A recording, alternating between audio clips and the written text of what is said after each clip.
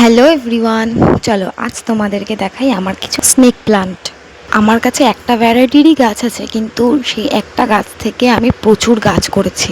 আজকে আমি যে কটা গাছই দেখাবো সব কটা গাছই আমি নিজে বাড়িতে তৈরি করেছি। এইগুলো সবই আমার রুমের জানালাতে রাখা।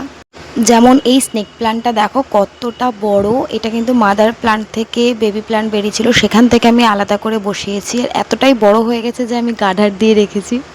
আর এইগুলো এখন আমার ব্যালকনিতে রাখা, যেগুলো দেখছো সেগুলো আজই আমি রিপোর্ট করেছি, কারণ একদমই গ্রোথ কমে গেছিলো। অনেক দিন রিপোর্ট করা হয়নি, যেহেতু একদমই গ্রো করছিল না, যার জন্য আজকে আমি ভালো করে রিপোর্ট করেছি। কারণ এই সময়টা ভালো গ্রো করে স্নেক প্লান্ট। একটা স্নেক প্লান্ট থেকে কিন্তু তোমরা প্রচুর স্নেক প্লান্ট করতে পারবে, ঠিক যেমনটা আমি করেছি। একটা বা দুটো কাটিংকে জলে ভিজিয়ে সপ্তাহে সপ্তাহে জল চেঞ্জ করলে ঠিক এমন গাছ বেরোবে, শিকড় বেরিয়ে যাবে। তারপরে সেটাকে পটিং করলে তার কিছুদিন পরে দেখবে সেটা যখন ভালোভাবে গ্রো করবে, তারপরে দেখবে তার নিচ থেকে ছোট ছোট বেবি প্লান্ট বেরিয়েছে। এই যে এখন যেটা দেখছো এটাও আমার কিন্তু বেবি প্ল্যান্ট হয়েছিল, সেখান থেকে আমি তুলে নিয়ে আলাদা করে বসিয়েছি।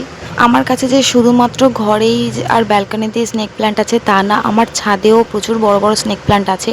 আর তার থেকেই যে বেবি প্ল্যান্টগুলো হয় সেগুলো নিয়েই আমি আবার রিপোর্ট করে ঘরে ব্যালকনিতে জানালার ধারে বসাই। Thanks for watching.